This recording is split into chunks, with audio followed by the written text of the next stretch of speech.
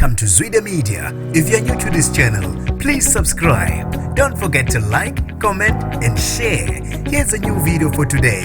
Enjoy. Greetings to all. At this time we're facing the darkness in our country and we have to pray.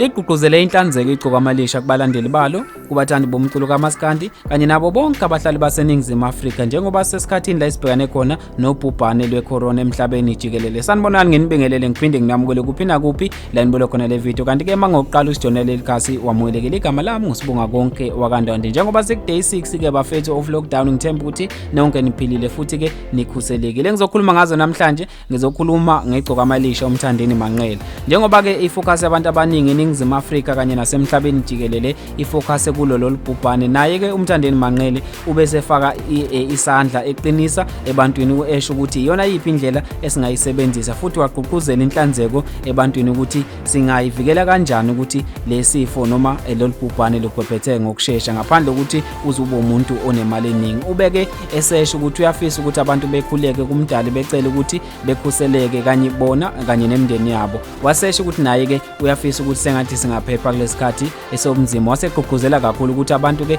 mabazithande ngaso sonke isikhathi ukuze sikwazi ukugwema ukusabalala ngokusheshsha kwalo lolubhubhane. Kanti ke enye into ebangaza abaningi futhi abantu abaningi abayithandile, ubeke esesungula isibulali Magciwane engasho ukuthi esakhe esibhaliwe esigqugquzela iyona inhlanzeko. Wasethi ke sizotholakala emagaraji ahlukahlukene khona la eNingizimu Afrika. Abantu abaningi bayijabulelile ke leyo nto, basho ukuthi cha bayayithanda lento ayenza ukuthi ngaso sonke isikhathi makukhona isimo esibhekana naseNingizimu Afrika naye uyaye efaka isandla. Bayasho ukuthi njengoba ke kwakwaba nesimo la kwaba khona nezinophobia eNingizimu Afrika, wasungula ingoma eqwashisa abantu ukuthi iyona yipi indlela esingayisebenzisa ukuthi ke sigweme lesimo esasibhekana naso ngaso leso sikhathi. Na this time around ke ube esesungula isibulali Magciwane sakhe. Abantu bajabule kakhulu, washo ukuthi sizotholakala maduze emagaraji ahlukahlukene. Kanti ke mangiqhubekela phambili no DJ Tira naye kasalanga ngaphandle uqhuquzela abantu, washo ukuthi kulesikhathi la ihleli khona emakhaya sengenzi lutho kodwa ke singaqhubeka futhi sizivocavoca ukuze sigweme phela ukuthi immune system yethu ibe weak bese sithola lona lolubhubhane. Naye washo ukuthi abantu bengathi besemakhaya kodwa beqhubeke nokuzilolonga. Waseke esho ukuthi bengazilolonga kanjani, watshengisa ivideo naye ezilolonga. Ngaphandle ukuthi ngikhulume kakhulu azike sivele siqede kuma video le ndaba, angiwadedele lama video eka DJ Tira kanye neyali Igcokama uzibonele ukuthi ngabe batheni awubambela me. Greetings to all.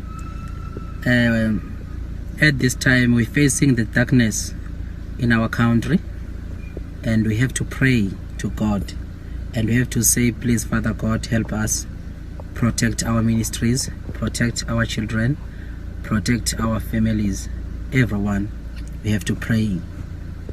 At this time we're facing the darkness in South Africa, in our country. Please let's pray.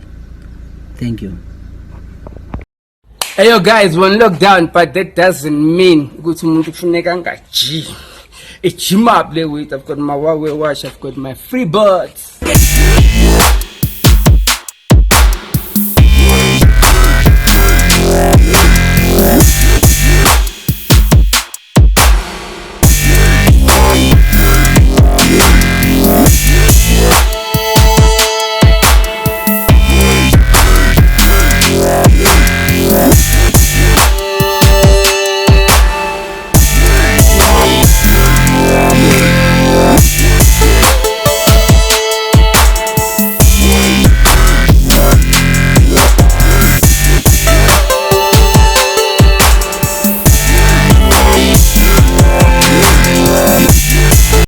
Buddy, you gotta keep fit even if it's locked down 21 days.